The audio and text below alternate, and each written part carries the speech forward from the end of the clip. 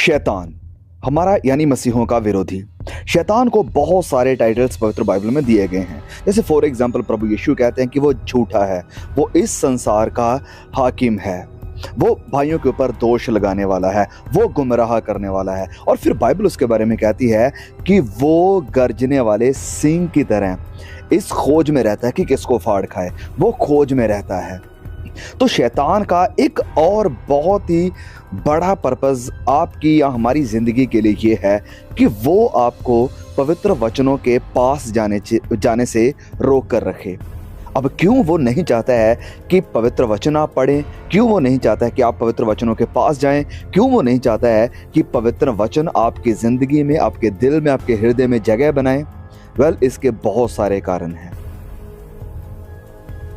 सबसे पहली और मेन बात या मेन कारण मैं बताऊं वो ये है क्योंकि वो जानता है कि अगर आप वचनों को पढ़ना शुरू कर देंगे तो आप उसके साथ लड़ना शुरू कर देंगे। यस, सिंपल बात। उसके साथ लड़ना मतलब उसकी डिजायर्स को, उसकी मर्जी को, उसकी इच्छाओं को पूरा करना आप बंद कर दोगे। फिर आप परमेश्वर की मर्जी को जानना और उसकी मर्जी को पूरा करना शुरू कर दोगे। तो सिंपल सी बात, अगर आप बाइबल को पढ़ना शुरू कर दोगे तो आप शैतान के साथ लड़ना शुरू कर दोगे। फिर दूसरी बात है, वो ये भी जानता है कि अगर आप पवित्र बाइबल को पढ़ोगे आपको पता चल जाएगा कि शैतान है कौन, आपको पता चल जाएगा कि वो काम कैसे करता है, आपको पता चल जाएगा कि उसकी युक्तियां, उसकी टेक्निक्स, उसकी स्कीमें क्या हैं, आपको पता चल जाएगा कि उसका अंत क्या है।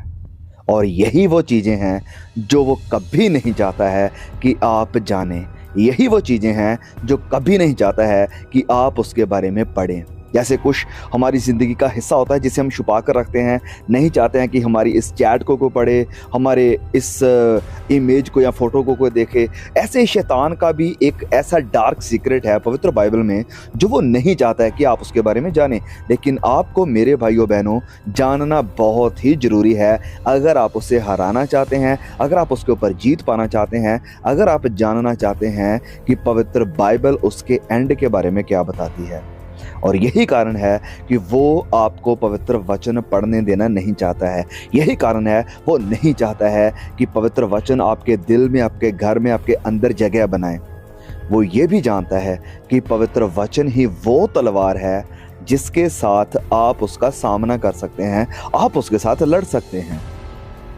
देखिए, सुनिए बहुत ही ध्यान से, शैतान इस बात से अच्छी तरह से वाकिफ है। वो जानता है कि पवित्र वचनों में इतनी ताकत है, वो जानता है कि परमेश्वर का वचन इतना सामर्थी है, इतना पावरफुल है कि ये आपको बदल सकता है, कि ये आपकी जिंदगी को बदल सकता है, ये आपके आत्मिक स्तर को बदल सकता है, इससे ऊपर लेकर जा सकता है। और यही वो कारण है कि वो नहीं चाहता है कि पवित्र वचनों का ये जो बीज है हमारे अंदर, हमारे दिल में, हमारे हृदय में, हमारी आत्मा में जगह बनाए या जड़ को पकड़े। वो जानता है कि पवित्र वचन एक परमेश्वर के बेटे के हाथों में एक बहुत ही घातक हथियार है शैतान के खिलाफ। C.S. लुइस अपनी किताब द स्क्रूटेप लेटर्स में ये लिखते हैं कि शैतान अपने एक दूत को यानी अपने डीमन को ये कहता है एक विश्वासी के विषय के बारे में कि तुम उसे हमारे जो विरोध में किताब है वो पढ़ने मत देना। और फिर वो कहता है कि उसे ऐसा बनाओ कि उसका मन नहीं कर रहा है, उसे ऐसा बोर कर दो, ऐसा टायर्ड, ऐसा थका दो। उसे ये सजेस्ट करो कि बाइबल मत पढ़ो, ये बहुत ही कॉम्प्लिकेटेड है। उसे ये बता दो कि तुम बहुत थके हुए हो, तुम बाद में पढ़ लेना, अभी अभी छोड़ो। और ये शैतान करता क्यों है? मैंने बहुत से कारण ऑलरेडी बता दिए हैं शुरुआत में। वो ये जानता है अच्छी तरह से कि पवित्र वचन वो चीज है जो आपके अंदर विश्वास को पैदा करेगी। और क्या ये बात वचनों में नहीं बताई गई है? Yes, of course. वचन कहता है कि विश्वास कैसे आता है? विश्वास आता है सुनने से या पढ़ने से। सुनना कहां से? परमेश्वर के वचनों से। और अगर वो आपको रोक सकता है कि आप विश्वास बिल्ड ना कर पाए तो उसने आपको एक बहुत ही बड़ी एक्टिविटी से रोक रखा है। विश्वास आता है परमेश्वर के वचनों से, परमेश्वर के वचनों को सुनने से। और फिर वो जानता है कि पवित्र वचन हमें सैंक्टिफाई करता है, हमें पवित्र करता है, हमें शुद्ध करता है।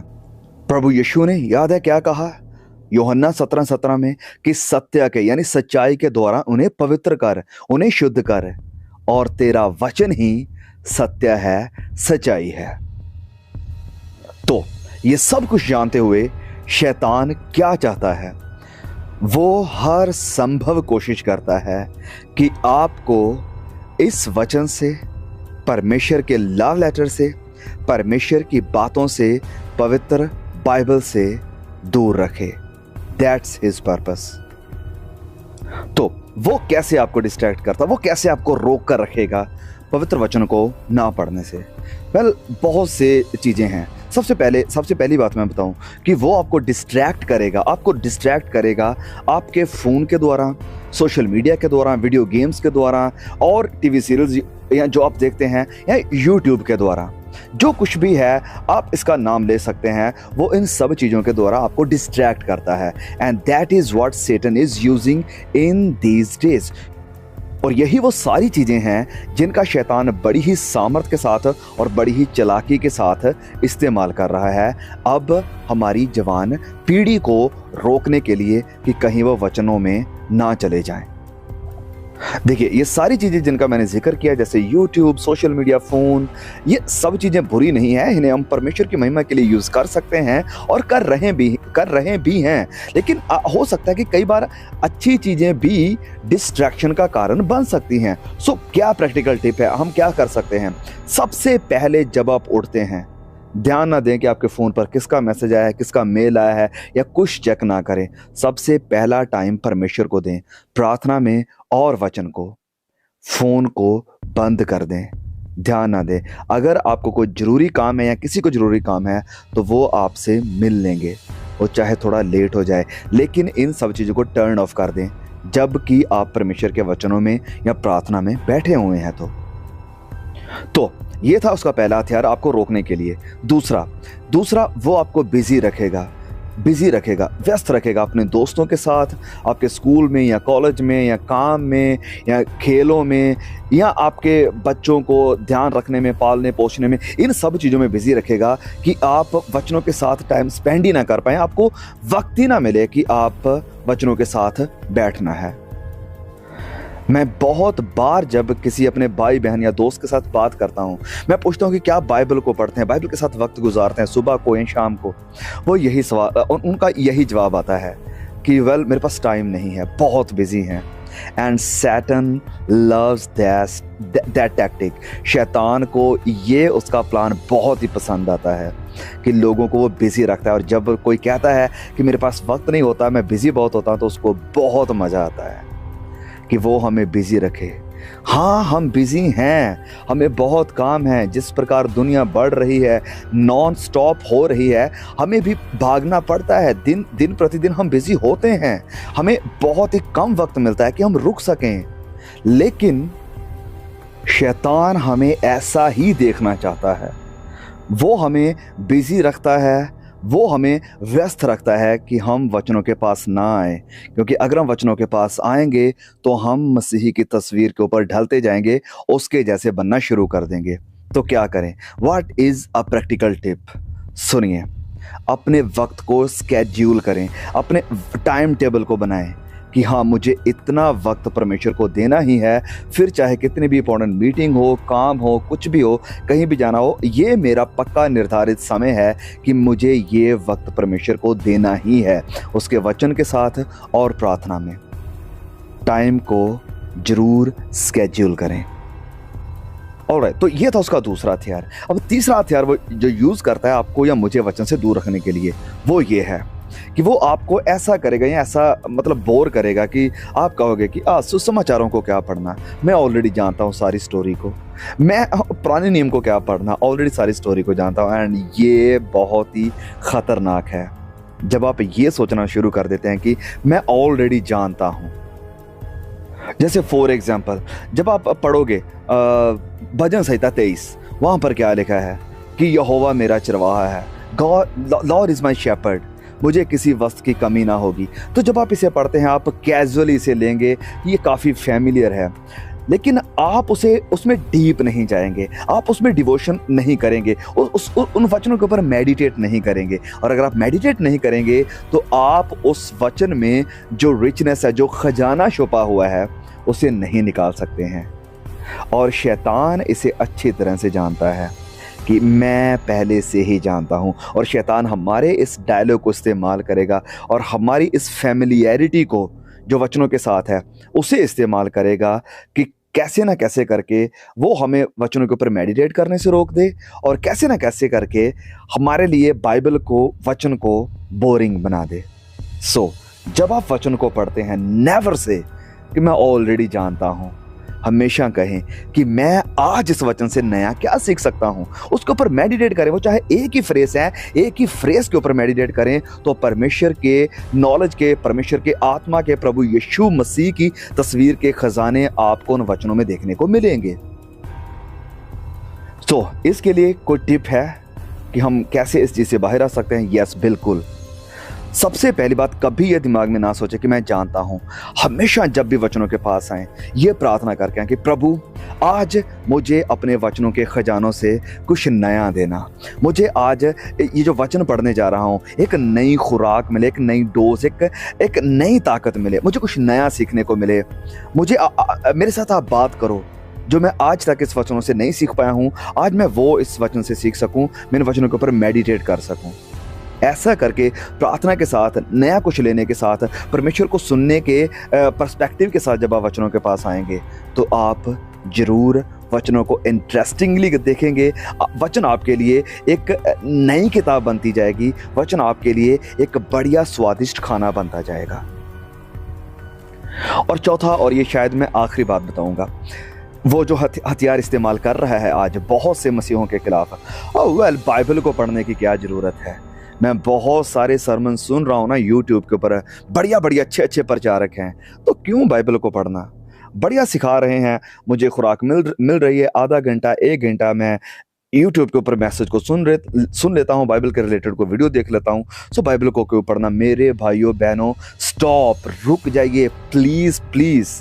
यूट्यूब के ऊपर, इन सरमन्स के ऊपर डिपेंड ना रहिए। देखिए, ये गलत नहीं है, बहुत अच्छी बात है। परमेश्वर ने हमें ये जरिया दिया है सीखने का, हमें इन्हें सीखना है। लेकिन ये सरमन्स, ये वीडियो, ये यूट्यूब, कोई भी प्रचारक, चाहे वो कितना भी बड़ा है, कितना भी महान है, वो आपकी जिंदगी में परमेश्वर के वचन की, बाइबल की जगह नहीं ले सकता है।